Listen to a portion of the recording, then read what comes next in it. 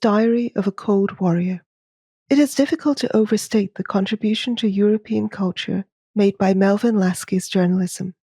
But Lasky has suffered the fate of the editor, which is to be forgotten. 20 years after his death, no Lasky biography exists, and only a short extract from his own memoirs has ever been published. It appeared in an issue of Saul Bellow's short-lived literary journal, News from the Republic of Letters, which is virtually unobtainable today. Lasky's diary was discovered among his belongings after he died in 2004, but only now, 20 years later, is it being published in an English paperback edition. It appeared in German translation in 2014, and by an academic imprint, not a mainstream one. As a result, it includes several essays by academics in the field of cultural Cold War studies, so that readers unfamiliar with Lasky's life and work can become acquainted with him before they get to his diary entries. Lasky arrived in France in 1945 to chronicle the American advance into Western Germany as a 24-year-old combat historian. This was a less glamorous job than it sounds. In Lasky's description, it involved compiling, quote, the kind of truth which has devastated every element of a free spirit in the world, which has bureaucratized and corrupted speech, instinct, and conscience. This is our truth, which makes no one free, and enslaves no one so much as our poor selves. Lasky was Jewish and firmly anti-totalitarian, but he possessed the intellectual independence to resist a monochromatic picture of the war. His diary displays his sensitivity to the suffering of ordinary Germans and his horror at the devastation of their country by Allied aerial bombardment, which he considered a crime against civilization and a symptom of the generalized moral atheism of his times. Quote, one loses in time one's capacity for moral alarm. The barbarism is deep and everywhere, and no one any longer is able to recognize it. What a terrible wasteland this new war, more than anything else before, has uncovered. The first city he came upon was Darmstadt, which had been destroyed in a single night in September 1944 by a bombing raid that claimed 15,000 lives. Evening. The city of Darmstadt is beyond belief. Every structure had been hit, and there were whole square blocks where everything had been razed. We must have gone miles, and it was hard to believe our eyes. An entire city was missing. Night was falling, and we made our way forward in terrible wonder and with an expanding sense of horror. The advanced state of the destruction of Darmstadt invites the question, asked by British philosopher A.C. Grayling among others, did the destruction of entire cities actually influence the course of the war? Lasky made his feelings quite clear. One of these days, I trust, the whole rotten mess of stupidity, ignorance, inadequacy, narrow-mindedness, and barbarism which inspired the aerial destruction of Germany will be exposed. Lasky was a New Yorker, but his parents had emigrated to the United States from Poland, and he grew up longing for European culture and literature. He moved in exile circles and obtained his first job in journalism in 1942 as an editor for the Journal of New York's Menshevik émigrés, The New Leader. So it is unsurprising that Lasky elected to stay in Germany after his military service came to an end, and he was able to do so by working as German correspondent for his former employers, as well as for the left-wing anti-Stalinist magazine, Partisan Review. It was with a grander project, though, that he would make a name for himself. Lasky was only able to speak a smattering of broken German when he arrived in the country, but in 1948 he became the founder and editor of one of Germany's first post-war cultural journals, Der Monat, the Month. Lasky was determined to help recover the intellectual life of pre-Nazi Germany, which had survived only in exile. Oh, if only a new Germany could be born, Lasky dreamt, as yet unaware of the role that he would play in its maturation. A country again of culture and civilized fraternities. Der Monat was arguably the most important publication in the American zone of the partitioned country, and for several years, the Bonn Republic. Its first issue featured contributions from Bertrand Russell, Arnold Toynbee, Arthur Koestler, Rebecca West, and Jean-Paul Sartre, while subsequent issues included the bylines of George Orwell, Ernest Hemingway, and Benedetto Croce, as well as poetry by T.S. Eliot and theatre criticism by Laurence Olivier. Austrian and German writers who had survived in exile during the Nazi period, such as Hannah Arendt, Hans Kohn, and Thomas N'Golo Mann, were also reintroduced to a German audience by Lasky's journal. It is not easy to express how important the sudden appearance of a highbrow journal of ideas was to a country recovering from 12 years of totalitarianism and 3.5 years of rubble and occupation. In a dispatch from the American sector in Germany published in Partisan Review shortly before the launch of Der Monat, Lasky wrote, "I am not being melodramatic when I suggest that these are tribal days. Apart from the uncivilized living conditions in many cities, the chronic shortages of food, and the fact that sex and cigarettes were now the primary currencies in the country of its late puritanical furor, Germany was suffering paper shortages, as well as a transportation crisis caused by the inefficiency of the four-power administration. Books were seldom published, and when they were generally only available in the city where they were printed. In many towns and cities, theatres, libraries, museums, and other cultural venues had been obliterated from the air, and owing to the general Allied distrust of German culture, nothing had been re-established. Cinemas, Lasky lamented, showed endless reruns of Mickey Rooney films, which was about the extent of the American cultural investment in their sector. Germans themselves, he wrote, were suffering from a kind of collective amnesia about the Nazi period. More than 2 years after Hitler's death, no serious study of the Nazi regime had yet been published. But neither the British nor the Americans had considered the advantages of educating Germans by publishing translations of any of the representatives of the other Germany, Konrad Haydn, Sebastian Haffner, or Franz Neumann, for instance, whose books about Nazism were already widely read in the English-speaking world. The reason, of course, was that neither the British nor the Americans had any faith in the German people or their democratic prospects. During the war, the best-selling genre of literature in Britain was, for quite understandable reasons, that produced by the Destroy Germany school, which argued that Nazism was only one strain of Germany's black record of militarism. The only way to avoid endless German recidivism, these authors argued, was by partitioning the country into principalities and supervising the education of their populations until the idea of Germany had been rooted out. Eventually, this school of thought crossed the Atlantic, where its ideas morphed into the Morgenthau Plan, which proposed that Germany should be de-industrialized and then live forever under international supervision as an agricultural country. In 1945, it had yet to dawn on the leaders or publics of the Allied countries that these proposals were not remotely realistic. But even if they had been achievable solutions to the so-called German problem, Lasky contended that they relied upon a false premise, that Germany was the country of Hitler fanatics, presented to the world by Nazi propaganda. In his diary, Lasky was rightly skeptical about the werewolves, the phantom resistance that Goebbels' propaganda had promised would continue the fight for the Third Reich. He was also increasingly apoplectic about the stupidity of the non-fraternization policy, which he believed would only alienate and radicalize Germans against their occupiers. Whenever he had the opportunity, Lasky met and spoke to Germans, from lowly provincial folk to intellectuals like Karl Jaspers and his wife, to whom he would deliver books sent from the United States by Hannah Arendt. Some of these conversations, such as the following chance encounter with an old man who led him to the ruins of Goethe's house in Frankfurt, appear to have profoundly influenced his thinking. "No," he insisted, "not all of the German people. Believe me, only a small part of the German people supported Hitler. We were not blind to the evil, and to that most evil of all the Nazi inhumanities, the murder of the Jews. But Hitler was all-powerful. The youth was at his disposal, and he taught them, gave them faith, made them fanatics. How could they know better when they had never been taught to think or to doubt?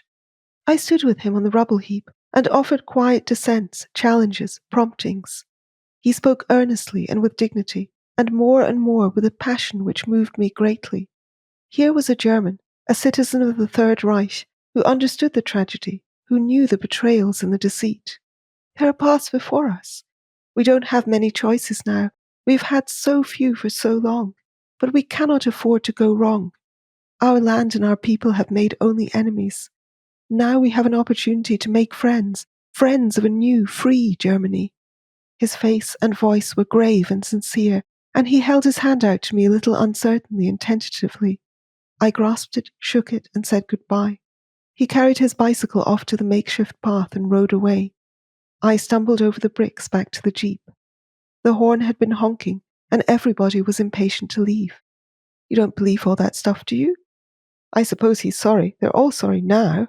You know, those are Nazi orders. Fraternize and propagandize. I refuse to be drawn into the argument. When can one begin to believe again? Who is so strong as to deny all hope, and so coldly omniscient as not to have a need to trust? Will there never be an end to deceit and suspicion? I could decide to doubt or to believe. I would believe. He was in earnest. Let this be a beginning. For Lasky, the best defense against German revanchism was to revive democratic culture in Germany, to re-establish a free press with a spirit of free criticism, assist in the publication of German books by German authors, rebuild libraries, re-establish theatres and orchestras, and foster hope among Germans that their country had some kind of civilized future. In other words, he did not want the Allies to repeat the mistakes of the 1920s by trying to punish Germany out of existence.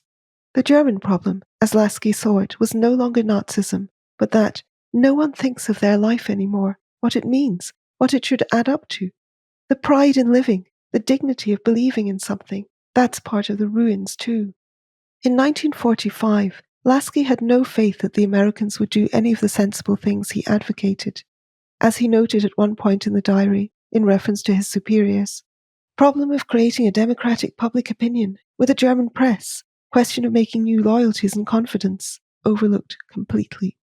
Lasky's trenchant criticisms of the American occupation might surprise those who have only read about him in Francis Stonner Saunders's overrated volume, Who Paid the Piper?, the most famous history of the Cultural Cold War.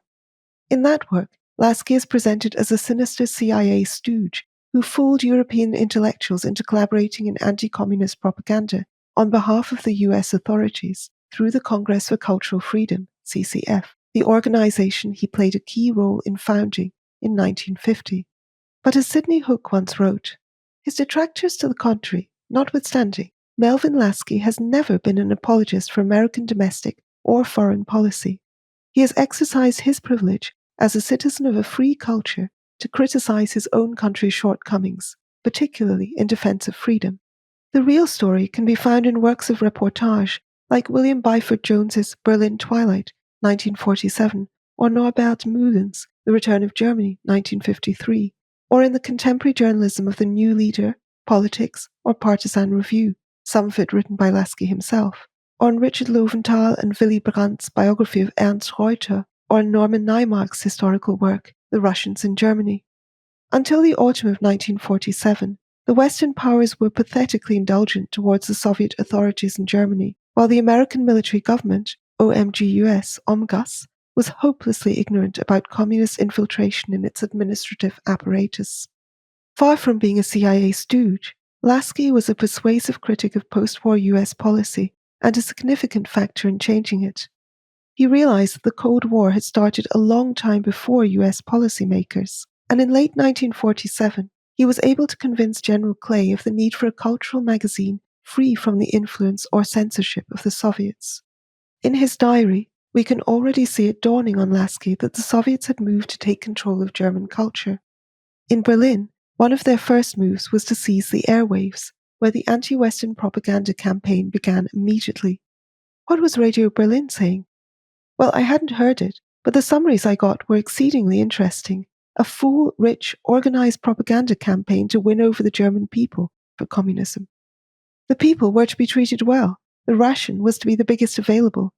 Cultural programs were beginning, music, opera, lectures. The propaganda was, of course, attended by a campaign of political terror. Buchenwald was reopened. From a conversation with some Russian soldiers, Lasky heard an anecdote about a German engineer arrested by SS for having married and raised a Russian family. Now, wife and children arrested by NKVD for German father and husband.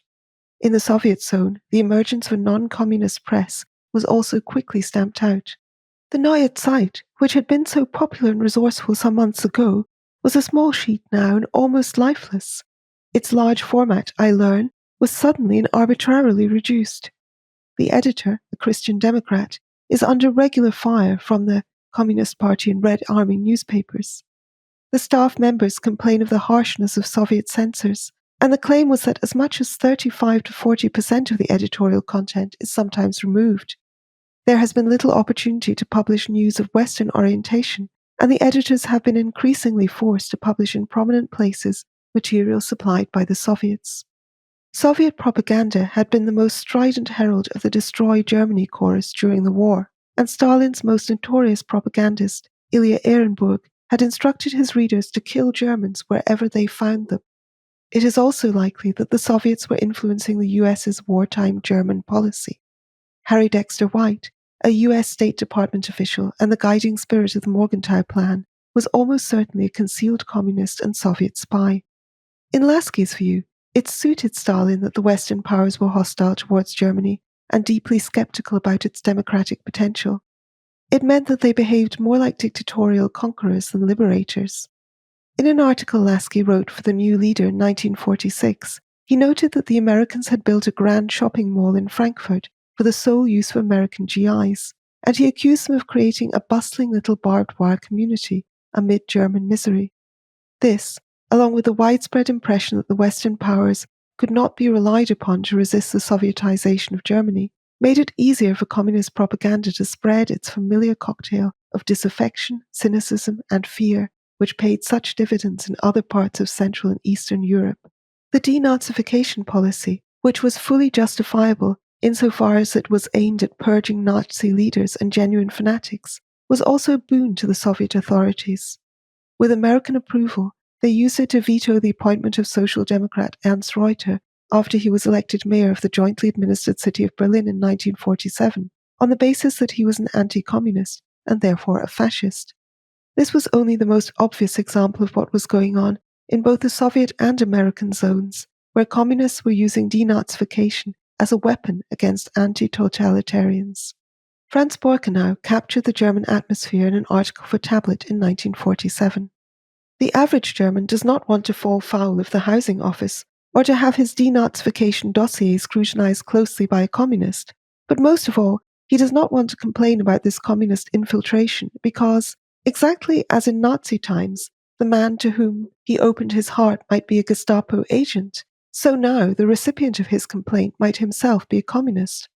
All Germans have seen the rise of one totalitarian dictatorship.